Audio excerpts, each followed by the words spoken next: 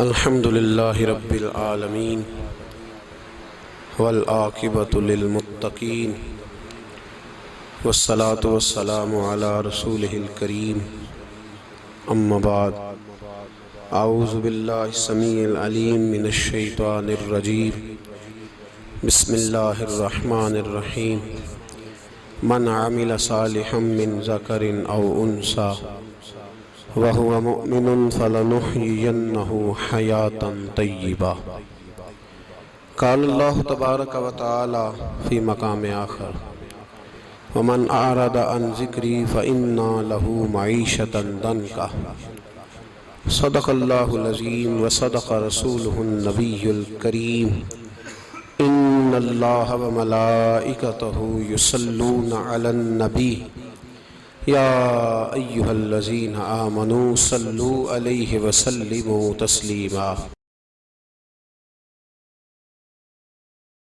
اللہم صلی علی سیدنا و مولانا محمد معدن الجود والکرم وآلہ وصحبہ وبارک وسلم۔ عزیز دوستو، انسانی زندگی اثرات لیتی ہے، اچھے اثر بھی ہوتے ہیں، برے اثر بھی ہوتے ہیں۔ انسان کو موسم کا اثر بھی ہوتا ہے، انسان پر اس کے خاندان کا اثر بھی ہوتا ہے، انسان پر صحبت کا اثر بھی ہوتا ہے۔ بالکل اسی طرح انسان پر اس کی نیکی کا اثر بھی ہوتا ہے اور گناہوں کا اثر بھی ہوتا ہے۔ نیکی دل کو سکون دیتی ہے، گناہ انسان کو پریشان کر دیتے۔ نیکی اللہ کی رحمت کو متوجہ کرتی ہے۔ پھر حالت یہ ہوتی ہے کہ انسان اپنی ان پریشانیوں کا حل کہیں اور ڈھونڈتا پھرتا ہے، حالانکہ جب گناہوں کی بیماری لگے تو اس کی شفا توبہ میں ہوتی ہے، اس کا حل اللہ کے حضور معافی مانگنے میں ہوتا ہے، پہچاننے میں ہوتا ہے کہ مجھ سے کہاں غلطی ہو گئی، کس جگہ جا کے کمزوری میں نے دکھائی۔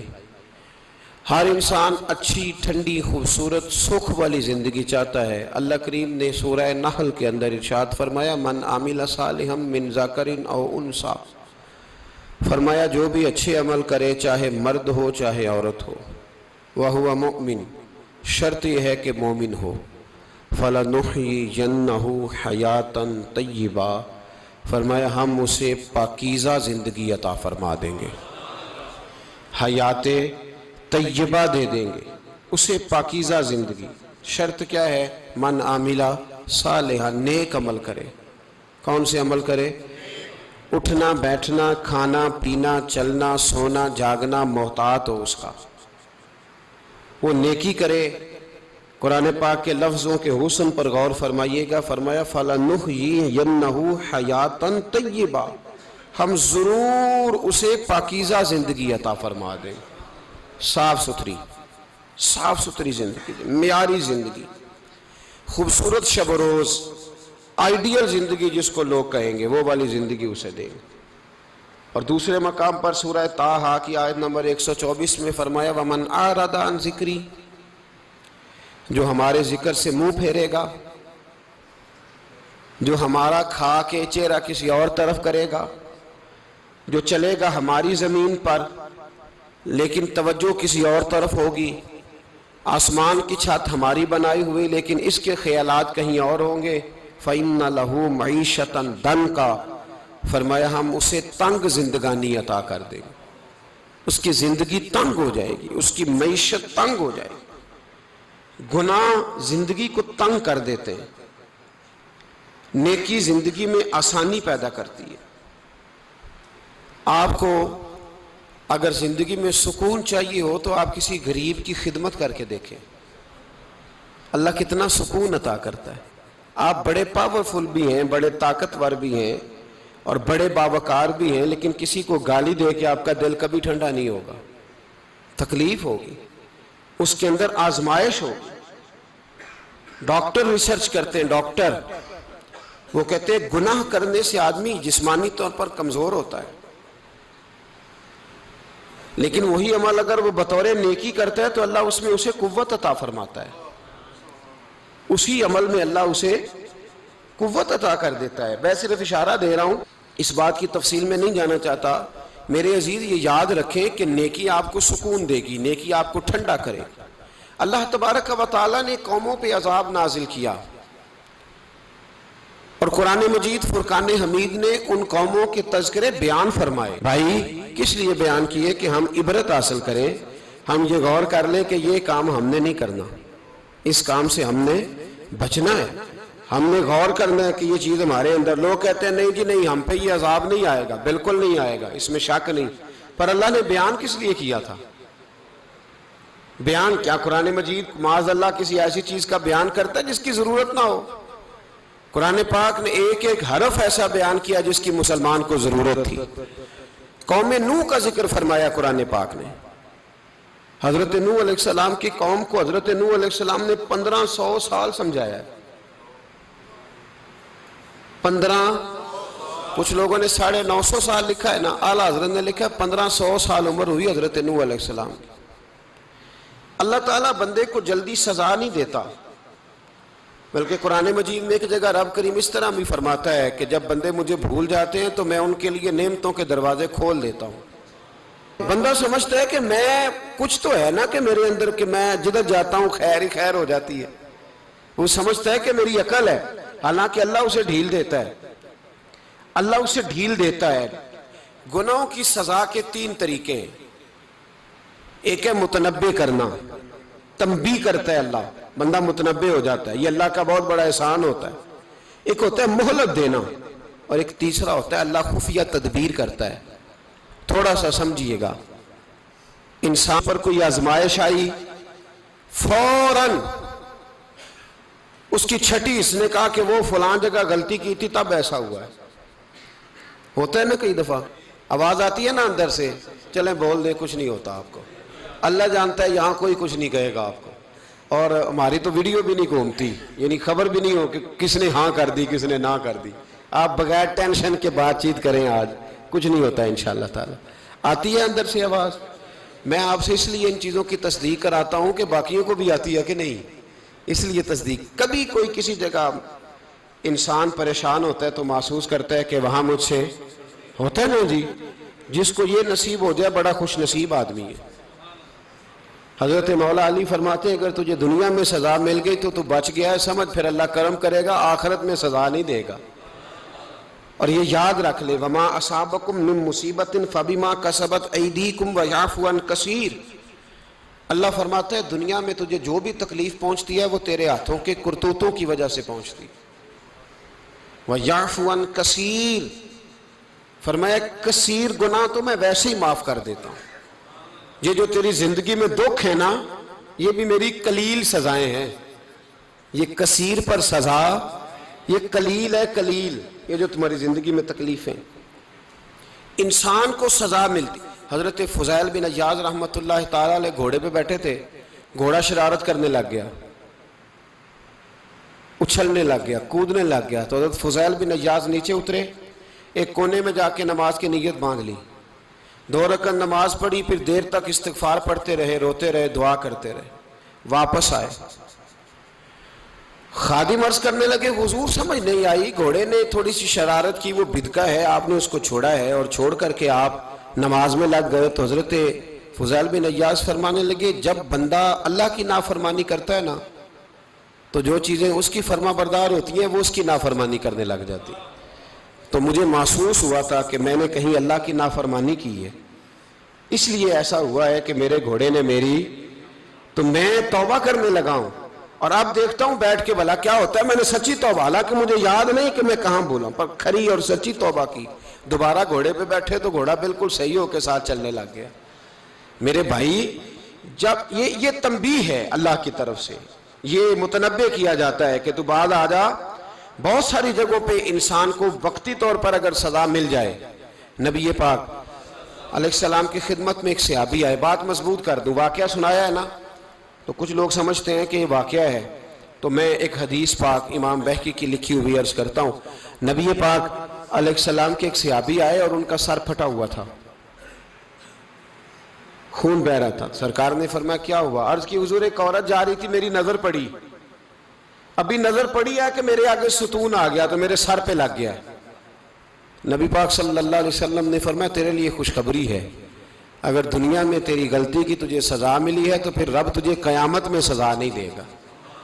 پھر اللہ قیامت میں سزا، بعض گناہ ایسے ہیں جن کی یہاں بھی سزا ملے گی اور وہاں بھی ملے، لیکن میرے بھائی پہلی بات یہ ہے کہ اللہ تعالیٰ اس غلطی کی یہی سزا دے لے اور دعا فرمائے اللہ تبارک و تعالیٰ یہاں بھی معافی عطا فرمائے وہاں بھی معافی عطا فرمائے، اللہ درگزر ہی فرمائے. لیکن میرے بھائی ایک تو یہ سزا، ایک سزا یہ ہوتی ہے کہ انسان جب گناہ کرنے لگتا ہے تو اللہ نعمتوں کے دروازے کھولتا ہے، مہلت دیتا ہے. 500 سال تک فرعون کو مہلت دی. کتنے؟ یہاں جو 5 سال حکومت کر لیتا ہے وہ کہتا ہے سب سے قابل میں ہی ہوں، مجھے مہلت جو ملی ہوئی ہے. 500 سال مہلت دی اللہ تعالیٰ نے. اور فرعون کی قوم پر پتہ عذاب کس طرح کیا آئے تھے؟ ٹڈیاں مسلط کر دی اللہ نے. یہ گھومتی نہیں چھوٹی سی، ہم اپنی زبان میں اس کو کچھ لوگ مختلف ناموں سے یاد کرتے ہیں، کوئی مکڑی کہتا ہے، کوئی کچھ کہتا ہے. مسلط کر دی، جاتی نہیں. ان پر بنی اسرائیل کے ان مقابل جو فرعون کی قوم تھی ان پر الزام اس طرح کا عذاب آیا کہ مینڈک مسلط کر دی اللہ تعالیٰ. برتن کھولتے تھے اندر مینڈک نکلتا تھا. دنیا کی ہر دوائی استعمال کرتے تھے لیکن مینڈک نکل آتا تھا. تھوڑا سا سمجھا کریں چیزوں کو. ہمارے رنگ نہیں زیادہ گورے کہ ہم پر عذاب نہیں آتا.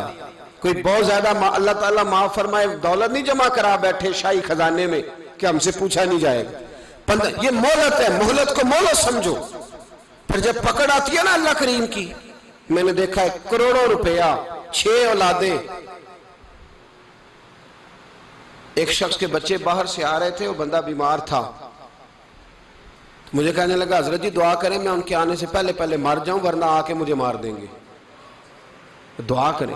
اتنی بے سکونی، کروڑوں روپیہ پڑا ہے تو یہ عذاب نہیں؟ کوئی ضروری ہے کہ پتھر ہی برسیں گے تو سمجھ آئے گی؟ یہ جو سگا بیٹا بوڑھے باپ کے قریب سے گزر جاتا ہے سلام نہیں لیتا تو اس کو عذاب نہیں سمجھتے؟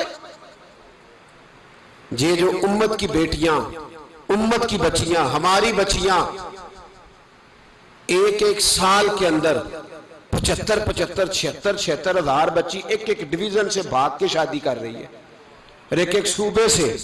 تو اس کو آپ اللہ کا عذاب نہیں سمجھتے؟ یہ معمولی بات ہے. نہیں ہمارے رنگ ہو رہے ہیں، ہم بڑے سمارٹ ہیں. 1500 سال مہلت دی نوح علیہ السلام کی قوم کو. کتنے سال؟ بول کے بتائیے، بول کے دوبارہ بولیے. 1500 سال. کوئی آدمی اپنی سمارٹنس پہ خوش نہ ہو جائے کہ 20 سال ہو گئے میں تو نافرمانی بھی کر رہا ہوں، روٹی بھی پک رہی ہے، میں تو حرام بھی کھا رہا ہوں پھر بھی سب ٹھیک ہے. 1500 سال مہلت دی. پھر حضرت نوح کہنے لگے اللہ میں نے تو بڑا سمجھایا نہیں باز آتے. تو رب کریم نے فرمایا کشتی بناؤ. اللہ کے پیغمبر کشتی بنانے لگے تو قوم مذاق اڑانے لگ گئی. اب کیا کرنے لگے ہو؟ اب کشتی بنانے لگے ہو، خیر تو ہے، قوم مذاق اڑا رہی ہے. حضرت نوح علیہ السلام کا آپ نے کشتی بنائی، پانی کہاں سے نکلا؟ نہ بارشیں ہوئی نہ سیلاب آئے. ایک تندور تھا اس کے اندر سے پانی نکلنا شروع ہو گیا. کبھی تندور سے بھی پانی نکلا ہے، پر جب نکالنے والا چاہتا ہے تو وہاں سے بھی ایک تندور سے پانی نکلا. اتنا نکلا، اتنا نکلا، اتنا نکلا کہ قوم ساری ڈوب گئی. قرآن مجید کے صفحات شہادت دیں گے کہ حضرت نوح کی قوم کا بچہ بہ گیا. بچے صرف وہ تھے جو حضرت نوح کے ساتھ ہو گئے، تباہ ہو گئی. اللہ بے نیاز ہے، بے نیاز. 1500 سال مہلت ملے اور تو پھر بھی کہے رب بڑا کریم ہے معاف کر دے گا. 1500 سال تجھے گنجائش دے اور تو کہے کوئی نہیں بات معافی ملنی چاہیے ابھی بھی. میرے بھائی حضرت صالح علیہ السلام کی قوم، حضرت صالح نے تبلیغ شروع کی تو کہنے لگے پہلے معجزہ دکھاؤ. جی آج تو نہیں لوگ معجزے مانگتے ہیں. آج بھی لوگ کرامتے اور معجزے، اللہ معاف کرے جو چیزیں معجزہ تو ہو نہیں نہ سکتا، لیکن آج بھی لوگ، آپ یقین کریں، کہتے ہیں یہ بڑی نمازیں پڑھتا ہے تو پھر بخشا کیوں نہیں گیا، پھر کیوں نہیں منو سلوا کیوں نہیں اترا اس پر، پھر میں بھی اسی طرح ہی ہوں، کیا اس کے اندر خوبی آ گئی؟ مولوی بھی ویسے ہی ہے، صوفی بھی ویسے ہی ہے. لوگ مانگ نہیں رہے، لوگ دلیلیں مانگ نہیں رہے. ابھی بھی لوگ بحث نہیں کرتے، کیا فرق آ گیا جی، ویسے ہی ہیں سارے۔ اللہ تعالیٰ سے ڈرنا چاہیے۔ ہمیں سامنے والے کی طرف دیکھ کر صحیح ہونے کا حکم نہیں ہے، ہمیں اپنی اصلاح کا حکم ہے، اپنی طرف دیکھ کے اپنے آپ کو ٹھیک کرنے کا۔ الزام لگا کے گزر جانا، اس کا کوئی مطلب سنو اور یاد رکھو۔ حضرت صالح علیہ السلام سے کہنے لگے پہلے معجزہ دکھائیں، تو حضرت صالح علیہ السلام نے فرمایا اونٹ کہاں سے پیدا ہوتے ہیں؟ کہا اونٹنی کے بطن سے۔ فرمایا آؤ میں تمہیں پہاڑ کے اندر سے اونٹنی پیدا کر کے دکھاتا ہوں۔ کہاں سے؟ پہاڑ کے اندر سے۔ حضرت نوح ساتھ لے کے گئے تو پہاڑ کے اندر سے اونٹنی نکلی، اور اونٹنی بھی گابن تھی، اس کے پیٹ میں بچہ، اور اونٹنی اتنا دودھ دیتی تھی کہ ساری بستی دودھ پی جاتی تھی، پھر بھی دودھ بچ جایا کرتا تھا۔ لیکن حضرت نوح علیہ السلام نے فرمایا اب تم نے دیکھ تو لیا یہ اسے، یہ جتنا دودھ دے گی روٹی بھی اتنی کھائے گی، ایک دن تم سارے پانی پیو گے، ایک دن یہ سارا پانی پیا کرے گی، ایک دن تم سارے باقی جانوروں کو گھاس کھلاؤ گے، ایک دن یہ اونٹنی، اور اونٹنی کا نام کیا؟ ناقۃ اللہ، اللہ کی اونٹنی۔ کس کی اونٹنی؟ نام کیا ہے؟ اللہ کی، یہ اللہ کی اونٹنی ہے۔ تو حضرت نوح علیہ السلام کی اونٹنی، فرمایا اس کی بے ادبی نہ کرنا۔ باز نہیں آئے لوگ، باز نہیں آئے، کہنے لگا جی دودھ دینا تو ٹھیک ہے، پر یہ جو سارا پانی پی جاتی ہے نا یہ صحیح نہیں، یہ جو ساری گھاس کھا جاتی ہے یہ نہیں ٹھیک، دودھ دینا تو ٹھیک ہے پر یہ نہیں صحیح۔ آپ نے فرمایا اسے کچھ نہ کہنا، اللہ کی اونٹنی ہے۔ میں کہا کرتا ہوں ان لوگوں نے ناقۃ اللہ کی بے ادبی کی، حضرت نوح علیہ السلام کی اونٹنی کی ٹانگیں کاٹ دی، صالح علیہ السلام کی۔ اور دیکھو اللہ بڑا بے نیاز ہے، اگر پیدا کرنا جانتا ہے تو حفاظت کرنی نہیں جانتا، لیکن رب کریم نے فرمایا نہ کرنا۔ انہوں نے ان کے پیر کاٹ دیے، کانوں پہ چھریاں لگائیں۔ اونٹنی جب مر گئی، اونٹنی اللہ تبارک و تعالیٰ کی وہ اونٹنی جب مر گئی تو حضرت صالح علیہ السلام کی قوم پر رب کریم نے زلزلہ بھیجا۔ اذا زلزلت الارض زلزالہا، جب زلزلے آئیں گے اور جب ان کا زلزلہ آنا زلزلہ آتا ہے نا، کیا کرتی ہے قوم؟ لا الہ الا اللہ، لا الہ الا اللہ، کلمے جاری ہو جاتے ہیں۔ بلکہ ایک دفعہ ایسا بھی ہوا کہ مسجدوں میں اعلان ہونے لگے زلزلہ آ رہا ہے، جو فجر کے لیے نہیں اٹھے زلزلے کے لیے وہ بھی اٹھ گئے، جن کا دعویٰ ہے نا میری سویرے آنکھ نہیں کھلتی، ان کی لگی نہیں کتنے گھنٹے، بعد میں بھی نہیں لگی، ٹی وی پہ اعلان ہوتے رہے کوئی نہیں آ رہا سو جاؤ چپ کر کے، لیکن آنکھ لگی۔ موت سے تو ڈرتا ہے، اللہ سے ڈرتا ہی نہیں، موت کا خوف ہے رب کا نہیں۔ زلزلہ آیا، ساری قوم تباہ ہو گئی۔ بتاؤ اگر ناقۃ اللہ کی گستاخی ہو تو اللہ ناراض ہو جاتا ہے، اور اگر اولیاء اللہ کی ہو، اگر اولیاء اللہ کی ہو تو رب ناراض نہیں ہوتا؟ شرم نہیں آتی لوگوں کو داتا صاحب کی بے ادبی کرتے، شرم نہیں آتی لوگوں کو غوث اعظم کی گستاخی کرتے، حیا نہیں آتی جنہوں نے دین پھیلایا ان کی بے ادبی؟ میں درد سے کہتا ہوں، رو کے کہتا ہوں، اور اگر کلیجہ پھٹ سکے تو میں دکھاؤں زخم کتنے۔ ایک حج کے موقع پر ایک بابا جی، اس سال 4,80,000 روپے کا پرائیویٹ حج تھا، اور بابا جی کی کیفیت کمزور تھی، بیچارے بیمار تھے، اس کے باوجود وہ گئے۔ بوڑھے آدمی، جا کے بیٹھیے، بزرگ، اور کتنی مشکل ہے وہاں منا، مزدلفہ، عرفات، طواف زیارت، کتنا مشکل کام ہے طواف زیارت کرنا، طواف وداع کرنا۔ کس کٹھن سے حج کیا، بڑھاپے میں پیسے بھی لگائے، اور جب وہ روضہ رسول پہ گئے صلی اللہ ہو، اور انہوں نے جا کے نبی پاک صلی اللہ علیہ وسلم کے روزے کی طرف منہ کر کے درود شریف پڑھا تو ایک ملا نے اٹھ کے کہہ دیا تو مشرک ہے۔ تو میری روح کانپی، میں نے کہا تجھے شرم نہیں آئی، حیا نہیں آئی؟ اس کی عمر دیکھ، کس بڑھاپے میں کہاں سے چلا، کہاں آیا۔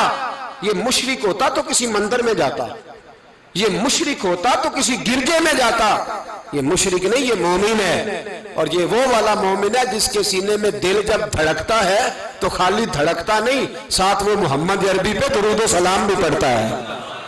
شرم نہیں آتی لوگوں کو؟ اتنی بڑی گستاخی کرتے، جو روضہ رسول پہ آیا مشرک ہے۔ میں نے تو ایک مولوی کو صاف صاف کہا تھا، میں نے کہا اگر میں مشرک ہوں تو نکالو، مشرک کا داخلہ تو یہاں ویسے ہی منع ہے۔ شرم نہیں آتی؟ اپنی زبان کا ایک پاس کرو کچھ۔ اتنا ظلم، اتنی بڑی فرقہ واریت امت میں، اتنا امت کو تقسیم کرتے ہو، تمہیں شرم نہیں آتی؟ جہاں سے اتحاد کا پیغام دینا چاہیے وہاں سے تم لوگوں کو فرقے کا پیغام دیتے ہو، ایک مقصود فرقے کی تبلیغ کرتے ہو. خدا را تو میں کہہ رہا ہوں ناقت اللہ کی بے ادبی پہ عذاب آتا ہے تو اولیاء اللہ کی بے ادبی میں نہیں آتا. داتا صاحب ساری زندگی کی تبلیغ کرتے رہے، ایک آدمی نے اٹھ کے کہہ دیا جناب وہ تو شرک کا اڈا ہے، تو رب کریم ناراض نہیں ہوتا ان باتوں سے؟ ہمیں خیال کرنا چاہیے، اللہ سے ڈرنا چاہیے. ان چیزوں سے عذاب آتا ہے اور آ رہا ہے. اللہ تعالی ہمیں محفوظ فرمائے. اللہ ہمیں اس سے، قوم لوط پہ بھی عذاب آیا. ہم جنس پرستی، مرد مردوں سے بدکاری کرتے ہیں. حضرت نوح نے سمجھایا کہ یہ کام درست فطرت کے خلاف ہے، یہ کام درست نہیں. جب انسان یہ کام کرتا ہے تو زمین اور آسمان کانپتے ہیں. اب میں کیسے کھول کے بتاؤں، میرے پاس اعداد و شمار ہیں کہ پاکستان کے اندر اس کام کی کیفیت کیا ہے اور کس طرح کر کے لوگ، میں تو رونا روتا رہتا ہوں داڑھی کا. لوگ کئی دفعہ کہتے ہیں حضرت صاحب پہلے بھی آئے تھے تو داڑھی کی بات، پھر بھی آئے تو داڑھی کی بات. تو میں رونا روتا ہوں، اس لیے روتا ہوں کہ جو کلین شیو نوجوان ہوتا ہے وہ امرد کے حکم میں ہے، اس پر وہی حکم لگتا ہے جو عورت پہ لگتا ہے. اس کے ساتھ مرد کا اٹھنا بیٹھنا اسی طرح ناجائز ہے جس طرح عورت کے ساتھ. حضرت جنید بغدادی رحمت اللہ تعالیٰ علیہ کے سامنے ایک شخص نے کہا وہ کتنا خوبصورت نوجوان جا رہا ہے، تو آپ فرمانے لگے تو حافظ قرآن نہیں؟ کہا ہاں. فرمانے لگے جا اپنے حفظ کی خیر بنا. وہ شخص کہتا ہے میں نے اس بغیر داڑھی والے کلین شیو نوجوان کو بری نظر سے دیکھا، مجھے قرآن پاک ہی بھول گیا، سارا قرآن پاک بھول. اور کتنے سال میں دعائیں کرتا رہا، بیت اللہ کے طواف کرتا رہا، میں یاد بھی کرتا تو نہیں ہوتا. کیسے اب تو ہمارا نعت کہاں بیوٹی پارلر سے ہو کے آتا ہے، ہم کسی اور کو کیا پیغام دیں؟ وہ پیغام، وہ نظام، وہ طریقہ کار جس کا حکم تھا شریعت میں. قوم لوط پر عذاب آیا. صحیح بیٹھتے ہوں گے بچے جو موٹر سائیکلوں پہ بیٹھتے ہیں.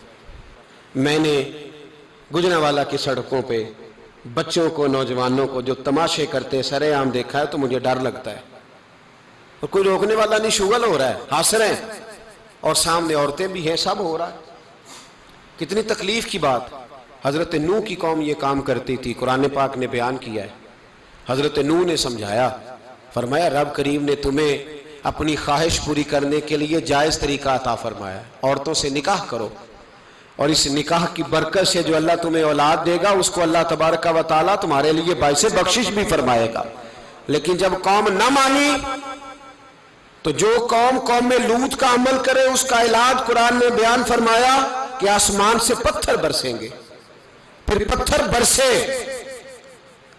برسے اور جن کے بڑے بڑے اچھے دماغ تھے ان کے دماغ چکنا چور کر دیے گئے، تباہ کر دیے گئے، ان کے دماغ زمین پر بچھاڑ دیا گیا. اللہ مہلت دیتا ہے لیکن اس کا مطلب یہ نہیں کہ انسان توبہ ہی نہ کرے. حضرت شعیب علیہ السلام کی قوم پر بھی عذاب آیا، اس لیے کہ بددیانتی کرتی تھی، ناپ تول میں کمی کرتی تھی. میں نے کہا تھا شب قدر کی رات کہ یہ کوئی تماشا ہے کہ شب رات آئی تو ساری رات روتے رہے یا اللہ معاف کر دے، یا اللہ معاف کر دے، رو رو کے چیخے مار مار روئے. شب قدر آئی تو پھر چیخے ماری، ساری رات روئے. تو جس بندے کا پروگرام ہی نہیں سویرے بدلنے کا، دکان پہ بیٹھ کے پھر وہی ناپ تول میں کمی، پھر وہ اللہ تعالیٰ معاف کرے. میں ایک مضمون پڑھ رہا تھا تو وہ فوڈ کے اسپیشل لوگ تمہیں لکھا تھا مہربانی کرو ملاوٹ ہی اچھی چیز کی کر لو، مرچ میں کیری تو نہ ملاؤ اینٹوں کی، وہ تو بیمار کرتی ہے، وہ تو خون کی آنتوں کو روک دیتی ہے. وہ کہنے لگا اور وہ کہتا ہے میں تمہیں بتاتا ہوں کون کون سی چیز ملائی جا سکتی ہے، وہ ملا لو. خدا را اس قوم پہ رحم کرو، مہربانی. ایک دوست ہے ہمارے، میں وزیر آباد میں ان کے گھر بیٹھا تھا تو ایک میڈیکل، میرا کسی شخص پہ اعتراض کرنے کا میں مجموعی بات کرتا ہوں. میں ایسے ڈاکٹروں کو جانتا ہوں جو اللہ تعالیٰ فضل کرے سچ مچ کے نیک ہیں، اچھے لوگ. تو بچے کا میڈیکل سٹور ہے تو والد بیمار ہو گیا تو کہتا ہے ابا جی ڈاکٹر صاحب نے کہا آپ کو ڈریپ لگنی ہے. تو سگے باپ کو ڈریپ لگانے لگا تو باپ کیا کہتا ہے پتر تیری مہربانی مینوں کوئی اصلی لائی، وہ نہ لائیں جڑی لوکاں نوں لانا ہے. اب وہ پیار سے سنا رہا ہے بات. میں نے اسے کہا کہ یہ تو ڈوب مرنے کا مقام ہے نا، ڈوب مرنے کا مقام، کہ جس ملک کے اندر دوائی بھی صحیح نہ بکے، اصلی نہ ملے دوائی بھی، اور پھر وہ قوم کہے کہ ہم نے تو پورے روزے رکھے. ہم نے تو بڑا صدقہ اور خیرات کیا، دوائی بھی اصل نہ ملے۔ جناب شعیب علیہ السلام کی قوم ناپ تول میں کمی کرتی تھی، تو اللہ تبارک و تعالیٰ نے ان پر بتا عذاب کس طرح کا بھیجا، شدید گرمی ہوئی۔ اللہ ہمیں محفوظ فرمائے، سارے آمین کہہ دیا۔ دیکھیں کتنا اچھا موسم کر دیا رب کریم، اللہ ہمیں محفوظ فرمائے، اللہ رحمت فرمائے۔ شدید گرمی کی لہر آئی، باہر اتنی گرمی ہوئی کہ لوگ اپنے گھروں میں گھس گئے۔ جس طرح سورج کی شعاعیں گھروں کے اندر داخل ہو جاتی ہے، اس طرح گرمی کی لہر اندر داخل ہوئی، اور جس طرح کسی کو آگ لگ جائے تو وہ آدمی اچھلتا کودتا ہے نا، اس طرح یہ لوگ اچھلنے لگے اور اچھل کود کے مر گئے۔ جرم کیا تھا؟ ناپ تول میں کمی کرتے۔ حضرت داؤد کی قوم بھی تباہ ہوئی، جرم کیا تھا؟ ہفتے والے دن مچھلیاں نہیں پکڑنی تو یہ پکڑتے تھے۔ حکم ہے نا مسلمان کو نماز کے ٹائم کوئی اور کام نہیں کرنا، نماز پڑھنی ہے۔ میرا خیال ہے مسلمان تو فٹافٹ آ جاتے ہیں، سارے ہی پہنچ جاتے ہیں نا مسجدوں میں۔ ہلکا ہلکا بول رہے ہیں آپ، کیوں نہیں پہنچتے؟ اگر حضرت سیدنا، اور پتہ انہیں سزا کیا ملی؟ اللہ نے فرمایا اس ٹائم عبادت کرنی ہے، کام نہیں کرنا، وقت نہیں ہے کام کا۔ انہوں نے مچھلیاں پکڑی، 12,000 لوگ تھے، پتہ ہے مالک نے سزا کیا دی؟ بندر بنا دیا اللہ کریم۔ قرآن مجید کا پہلا سپارہ پڑھے، فَجَعَلْنَاهَا نَكَالًا لِمَا بَيْنَ يَدَيْهَا وَمَا خَلْفَهَا۔ اللہ فرماتے ہیں پچھلوں کے لیے بھی عبرت بنا دیا، بعد والوں کے لیے بھی عبرت، نشان عبرت بنا دیا۔ بندر بن گئے، اور جو ان کے دوست جو بچ گئے تھے ان کے پیر چومتے تھے، روتے تھے۔ 3 دن بندر بن کے زندہ رہے، پھر اللہ نے سب کو اجتماعی موت دے دی۔ تو اگر مسلمان سے اللہ کہے کہ نماز کے ٹائم کاروبار نہیں، جمعے کے ٹائم کاروبار، تو مسلمان کہتا ہے نہیں مجھے مہلت ملی ہوئی ہے۔ یہ تو اس وقت پتہ چلتا ہے نا جب بچے ڈیوٹی لگاتے، ہاں ہاں ہاں عذاب آتا ہے، اس وقت پتہ چلتا ہے۔ میں نے دیکھا یہ منظر، اس وقت پتہ چلتا ہے جب بچے کسی ملازم 6,000 کی ڈیوٹی لگاتے، کہتے ہیں ابے کا دھیان رکھنا، ہم دکان پہ بیٹھنے لگے۔ پھر اسے سمجھ آتی ہے اگر میں نماز کے ٹائم مسجد میں ہوتا تو آج میری اولاد میری خدمت پہ ہوتی۔ میں نماز کے ٹائم مسجد نہیں گیا تو بچوں نے 6,000 کا ملازم بٹھایا ہے، ابا جی کا خیال رکھ، ایک نرس بلائی ہے تو خیال رکھ۔ کدھر ہوتے ہیں مسلمان نماز کے ٹائم؟ ایک عیسائی نے اعتراض کیا ہے، سنیں، وہ کہتا ہے مجھے لگتا ہے مسلمانوں کے 3 خدا ہیں۔ مسلمان اڑ گیا، کہنے لگا نہیں ہمارا تو ایک ہے، کہا نہیں 3 ہے، معاذ اللہ استغفر اللہ، ہمارا ایک ہے۔ کہنے لگا نہیں میں ثابت کرتا ہوں، ایک تمہارا خدا 5 نمازوں کا ہے، ایک رمضان کا ہے، ایک عید کا ہے۔ لگتا ہے معاذ اللہ عید والا زیادہ تگڑا ہے، تم زیادہ آتے ہو۔ رمضان والا لگتا ہے اس سے کچھ کمزور ہے، تم تھوڑے آتے ہو۔ اور 5 نمازوں والا شاید سب سے کمزور ہے۔ بات عقل کی ہے کہ نہیں؟ اس نے اعتراض ٹھیک کیا، تو مسلمان کو چاہیے نا خیال کرے۔ ایک یہودی نے لکھا تھا، اس نے کہا تھا جس دن مسلمانوں کی تعداد فجر کی نماز میں اتنی ہو گئی جس دن جتنی جمعے میں ہوتی ہے، اس دن نہ کوئی یہودی سازش کرے گا نہ کوئی عیسائی تلوار نکالے گا۔ شرط یہ ہے کہ یہ اسی طرح فجر پڑھنے آئیں جس طرح جمعہ پڑھنے آتے ہیں، تو پھر کوئی شخص بھی ان کو کسی جگہ شکست دے سکتا تو ہمارے گناہ ہمیں پریشان کرتے۔ یہ جتنی آزمائشیں ہیں ان کے پس منظر میں گناہ ہیں۔ ہماری زندگی کے اندر جتنی تکلیفیں، ہماری پریشانیوں کا سبب ہم خود ہیں۔ بہت ساری جگہوں پہ ہم غلطی کرتے ہیں، اس کی ہمیں سزا ملتی، غلطی کی سزا۔ ایک نوجوان نے مجھے بڑی گہری بات سنائی، میرا قریبی تعلق تھا، کہنے لگا گھر میں بڑا مسئلہ ہے، بڑی پریشانی ہے، ماں اور بیوی کا ماحول اتنا سخت ہو گیا ہے کہ نمٹ نہیں سکتا۔ آپ یقین کریں میں نے ڈیٹیل سے ساری چیز کو سٹڈی کیا، میرے پاس اتنا وقت نہیں ہوتا، پھر بھی میں نے اس فیملی کو پورا پڑھا تو غلطی نوجوان کی نکلی۔ نہ اس پہ اماں اعتبار کرتی ہے نہ بیوی اعتبار کرتی ہے۔ اس نے جھوٹ بول بول کے اس طرح کی ماحول پیدا کر دیا ہے کہ کوئی اس پر اعتماد کرنے کو تیار ہے۔ اگر آپ ناراض نہ ہو تو ایک بات کروں، پتہ ہے گھر میں ماحول کب خراب ہوتا ہے؟ باہر والے ہماری تقریر سنتے ہیں، گھر والے ہمارا عمل دیکھتے ہیں۔ جب وہ دیکھتے ہیں نا کہ یہ کس طرح کا شخص ہے، اس کے رویے، اس کا کردار، اس کا لب و لہجہ کتنا برا ہے اور یہ کردار کا کتنا کمزور ہے۔ اعلیٰ حضرت فرمایا کرتے تھے نیک وہ ہوتا ہے جس کی تنہائی صاف ستھری ہوتی ہے۔ اس لیے ماحول بگڑ جاتا ہے۔ یہ جو ہم کہتے ہیں نا میرے سجن بڑے بنتے ہیں پھر ٹوٹ جاتے ہیں، کچھ لوگ ایسے ہوتے ہیں جو ان کے پاس جاتا ہے انہی کا ہو جاتا ہے، وہ کہیں اور کے قابل کیوں بھلا؟ اس لیے کہ ان کے کردار میں ٹھنڈک دیکھتا ہے، ان کے لب و لہجے میں مٹھاس دیکھتا ہے، اس شخص میں اتنی خوبصورتی دیکھتا ہے کہ اسی کا بن جاتا ہے۔ حضرت ابراہیم بن ادم کے پاس ایک نوجوان آیا، کہنے لگا میں گناہ کرنا چاہتا ہوں۔ فرمانے لگا بالکل کر، اللہ کا دیا ہوا رزق کھانا چھوڑ دے اور گناہ کر۔ کہنے لگا یہ نہیں ہو سکتا۔ فرمانے لگے چل پھر اس طرح کر، رب کی زمین پہ نہ رہ، کسی اور کی زمین پہ چلا جا۔ کہنے لگا یہ بھی نہیں ہو سکتا۔ فرمانے لگے چل اللہ کی چھت سے نکل جا۔ کہنے لگا یہ بھی نہیں ہو سکتا، تو آپ رو پڑے۔ فرمانے لگے پھر جناب اسرائیل جب آئیں تو ان سے کہنا مجھے 2-3 سال کی مہلت دے دے، پچھلی میری گناہوں میں گزر گئی، میں ذرا 3 سال عبادت کر لوں۔ تو وہ شخص بھی رونے لگا، کہنے لگا حضور وہ مہلت نہیں دیتے، وہ جب لینے آتے ہیں تو پھر لے کے اللہ تعالیٰ نے جب انسان بنانا چاہا نا تو جناب جبریل کو کہا مٹی لے کے آ زمین سے۔ حضرت جبریل نے مٹی پہ ہاتھ ڈالا تو باقی کی مٹی رونے لگ گئی، اسے جدا نہ کر۔ تو جناب جبریل چھوڑ کے چلے گئے۔ حضرت میکائیل کو بھیجا مٹی لا، مٹی پہ ہاتھ ڈالا تو باقی کی مٹی رونے لگ گئی، چھوڑ کے چلے گئے۔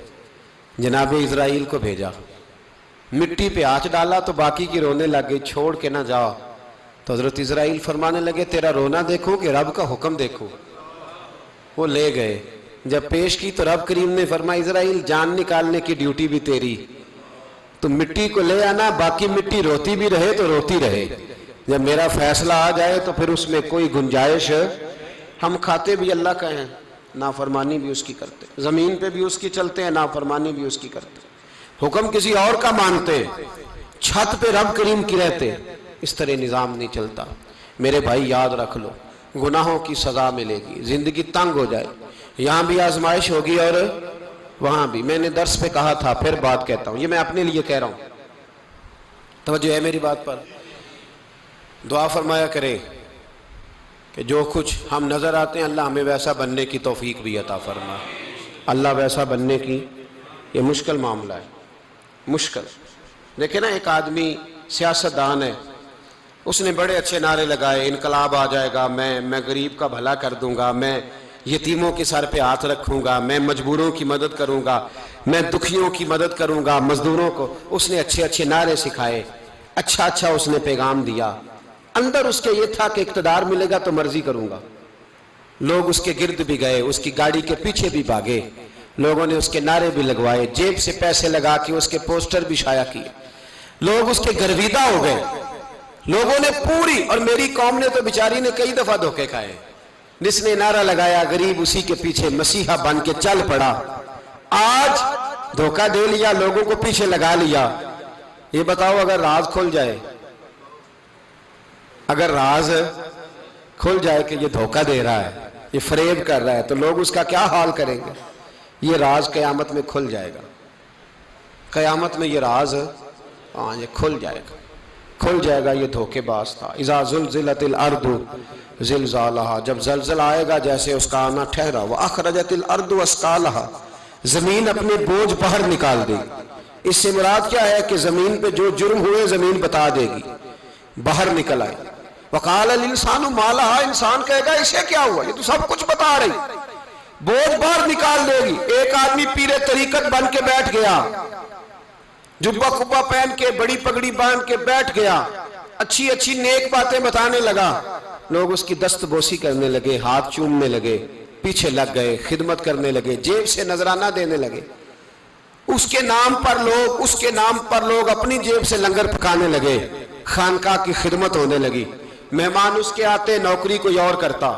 میں نے کہا تھا شاید اپنے لیے کہہ رہا ہوں، ڈیوٹیاں لوگ کرنے لگے، حالات بدلنے لگے، لیکن اس کے اندر تو چور تھا، وہ تو دکاندار تھا، تو یہاں جو اس کے پیچھے لگے تھے وہ تو سچے تھے، انہیں تو اجر ملے گا، لیکن اس کا جب راز کھلے گا تو بڑی رسوائی ہوگی، اس کا جب راز کھلے گا تو بڑی۔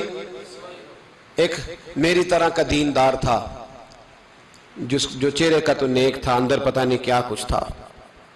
ایک طوائف گزر رہی تھی، اس نے اس کو تبلیغ کر دی، کہنے لگا بس کر دے، سیانی بن جا۔ تو کسی دانشور میں لکھا ہے اس نے بڑا سخت جواب دیا اس عورت نے، کہنے لگی بابا میں تو جو ہوں وہ نظر بھی آ رہی ہوں، تو بتا جو تو نظر آتا ہے وہ تو ہے کہ نہیں؟ اس بندے نے چیخ ماری اور بے ہوش ہو کے گر پڑا۔ تو لوگوں نے کہا بابا آج کسی صوفی کا کلام سنا ہے جو بے ہوش ہو گیا؟ تو اس نے کہا نہیں، آج طوائف کی بات سنی ہے، طوائف کی۔ اور وہ عجیب بات کر گئی ہے، وہ کہہ گئی ہے میں تو جو ہوں میں نظر آ رہی ہوں، تو بھی تو بتانا، تو بتانا کہ تو دستار امامت پہنتا ہے۔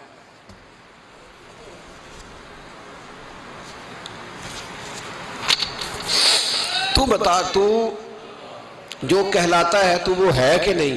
یہ وقال الانسان ما لہا، یہ راز قیامت میں کھلے گا۔ ہم جو کچھ بتا رہے ہیں نا اپنی زبانوں سے، ہمیں اپنے گناہوں کا احساس ہونا چاہیے۔ ایسا نہ ہو کہ جب سزا ملے تو پھر اس طرح کی ملے کہ دوبارہ کسی کو کوئی منہ دکھانے کے قابل نہ رہے۔ میرے بھائی یاد رکھیں اور سمجھیں، گناہ انسان کی زندگی کو تنگ کرتے ہیں۔ میرے نبی پاک علیہ السلام نے فرمایا جب تو جھوٹ بولتا ہے تو تیرے فرشتے کرامن کاتبین سائیڈ پہ ہو کے کھڑے ہو جاتے ہیں، جب تو زنا کرتا ہے تو تیرے اندر سے ایمان نکل جاتا ہے۔ اور نبی پاک علیہ السلام نے فرمایا جب میری قوم میں ناانصافی عام ہو جائے گی تو قتل بھی عام ہو جائے گا۔ اور سن لو لکھ لینا یہ حدیث دل کی تختی پر، نبی پاک علیہ السلام نے فرمایا جب میری قوم میں بے حیائی اور بدکاری عام ہو جائے گی تو دو سزائیں اللہ دے گا۔ ایک تو جوان موتیں آئیں گی، جوان بچے کچھ بھی نہیں دیکھا چلے گئے، اور دوسری سزا اللہ یہ دے گا کہ ایسی بیماریاں آئیں گی جن کا علاج نہیں ملے گا، ایسے امراض پھوٹ پڑیں گے۔ اگرچہ میں آپ کو ایسی تقریر بھی سنا سکتا تھا جس پہ آپ بہت زیادہ محظوظ ہوتے، پر میں نے اس جمعے میں ایسا موضوع چنا ہے جس کا ہمیں خاص ضرورت ہے۔ بھائی دیکھیں تو صحیح کہ ایسا تو نہیں کہ ہم ان عیبوں میں مبتلا ہیں۔ میرے نبی کریم علیہ السلام نے فرمایا جب تم نیکی کا حکم دینا اور برائی سے منع کرنا چھوڑ دو گے پھر اللہ تم پر ظالم حکمران مسلط کرے گا۔ اور اگلے لفظ اس سے بھی زیادہ سخت ہیں، محبوب فرمانے لگے پھر تمہاری نیک لوگ دعائیں بھی کریں گے تو اللہ وقتی طور پر ان کی دعاؤں کو بھی قبول نہیں فرمائے گا، اس لیے کہ تم لوگوں نے نیکی کا حکم دینا اور بھلائی سے روکنا چھوڑ دیا۔ عزیزو یاد رکھو جب گناہ عام ہوتے تو پھر حالات بدلتے اور لوگوں کو سزا ملتی ہے ان کے گناہوں کی، بلکہ یہاں تک لکھا ہے کہ نیت خراب ہو تو سزا شروع ہو جاتی۔ کیا خراب ہو؟ بولیے گا۔ نیت بھی خراب ہو تو سزا۔ حضرت رومی کہتے ہیں کہ ایک بادشاہ کو پتہ چل گیا کہ ایک آدمی نے بڑا اچھا باغ لگایا ہے، خوبصورت باغ ہے، مالٹے کا کنوں کا باغ بڑا پیارا۔ بادشاہ نے کہا ذرا جا کے دیکھتا ہوں۔ بادشاہ سلامت باغ دیکھنے آئے تو اب وہ مزدور آدمی تھا، عام آدمی تھا جس نے باغ لگایا، کسان تھا، اس کو کہا کہ چند کنوں توڑ کے لایا تو بڑے پیارے لگے، ایک دو اور لایا، کھائے، بڑے میٹھے، بڑے پیارے، بڑے توانا، بڑا مزہ آیا۔ تو بادشاہ کے دل میں خیال آیا کہ اس پہ قبضہ نہ کر لوں باغ پہ۔ ہمارے ہاں نا کرائے پہ دکان دیتا نا مالک، تو جب کسی غریب کی چل جاتی ہے کہتا ہے تو خالی کر، میں نے خود ڈال لی ہے، چل گئی نا اس کی۔ حالانکہ رزق اپنے اپنے نصیب کا ہے، رزق اپنے اپنے نصیب کا ہے، جس کو اللہ تعالیٰ چاہتا ہے عطا کرتا ہے۔ تو اس کو کہا کہ اور توڑ کے لا، اور دل میں خیال ہے کہ یار اتنا اچھا باغ ہے قبضہ کر لیتے ہیں، ہماری حکومتیں قبضہ کر لیتی ہیں کہ جو چیز اچھی لگ جائے۔ اب وہ کسان دو تین کنوں توڑ کے لایا، اس نے کھائے تو کھٹے نکلے، ترش تھے۔ کہنے لگا تجھے کیا ہو گیا ہے؟ تو بندہ بڑا صاحب دل تھا، کہنے لگا میں تو ٹھیک ہوں، آپ اپنی نیت سے پوچھیں کہیں خراب تو نہیں ہو گئی۔ تو کنوں میں بھی اس کا اثر آ گیا ہے، اپنی نیتیں بگڑ جائیں نا، نیتیں۔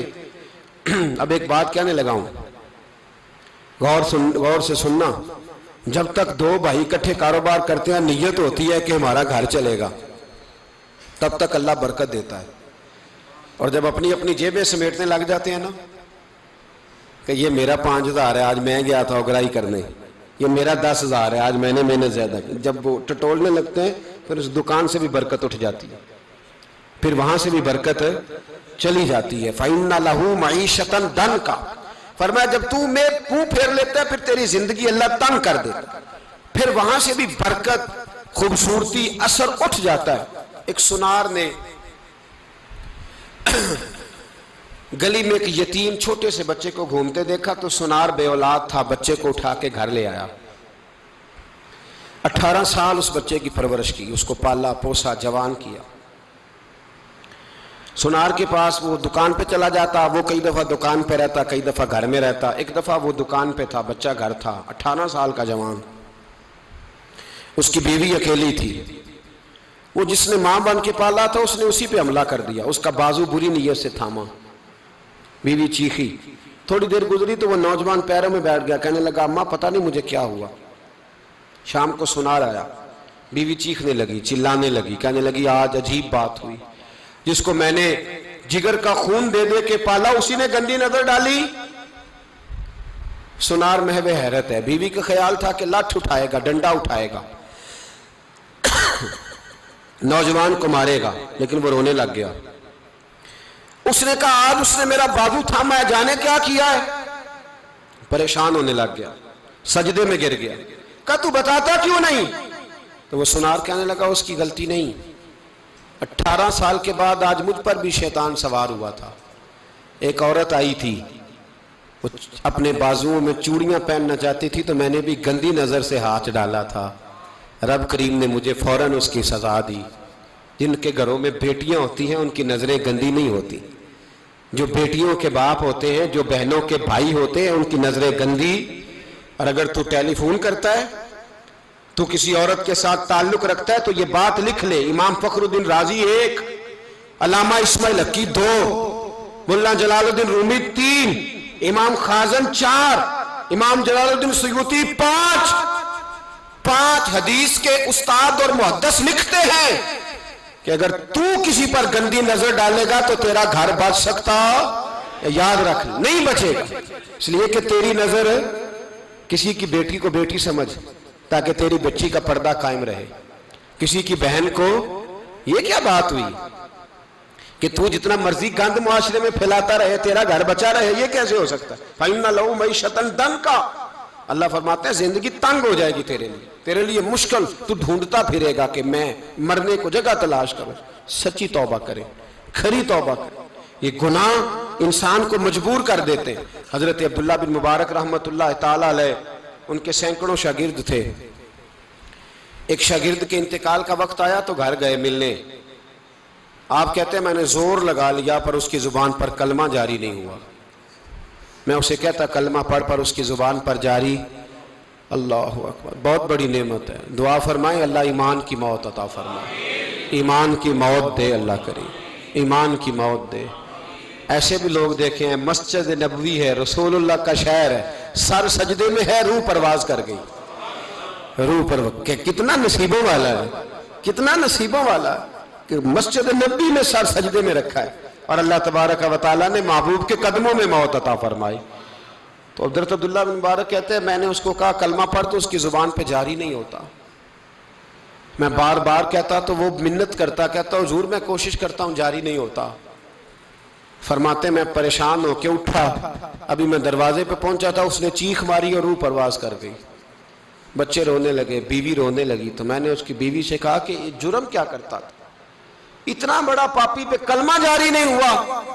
اس کی زوجہ کہنے لگی حضرت جی 2 گناہ تھے اس کے، ایک تو یہ شراب کا عادی تھا، روکتی تھی باز نہیں آتا تھا، اور دوسری بات یہ کہ یہ اپنی اماں کا نافرمان تھا، وہ 2 گلیاں چھوڑ کے رہتی ہے، یہ کبھی ملنے نہیں گیا تھا۔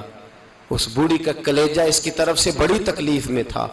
تو حضرت عبداللہ بن مبارک کہنے لگے جا تو بھی دعا کر، اس کی ماں کو بھی کہہ دعا کرے کہ یہاں تو یہ کلمہ نہیں اسے نصیب ہوا، اللہ کرے اللہ آخرت کی منزلیں اس کی بہتر فرما دے۔ میرے بھائی ایسے گناہ حضرت مالک بن دینار نے توبہ کی انہوں نے۔ کس طرح؟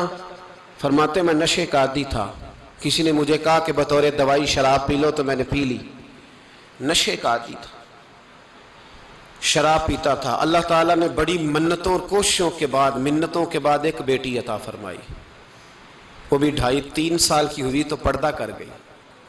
کہتے میں اس کی قبر پہ بیٹھ کے گھنٹوں روتا، شراب کا عادی تھا۔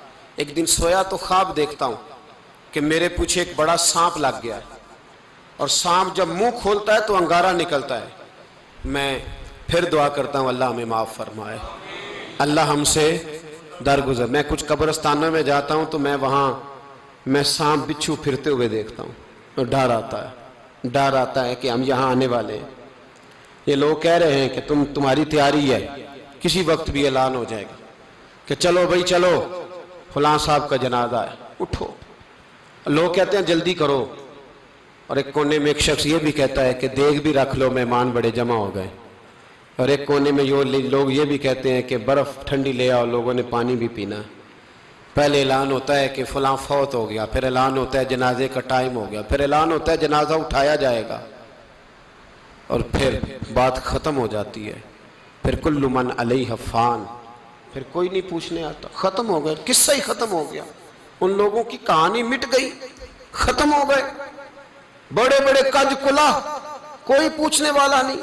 موت کا راج ہے موت کا راج، موت راج کرتی ہے بس، اور کسی کا راج نہیں۔ وہ راج کرتی ہے، جدھر جاتی ہے اسی کا راج ہے، راج کر رہی ہے۔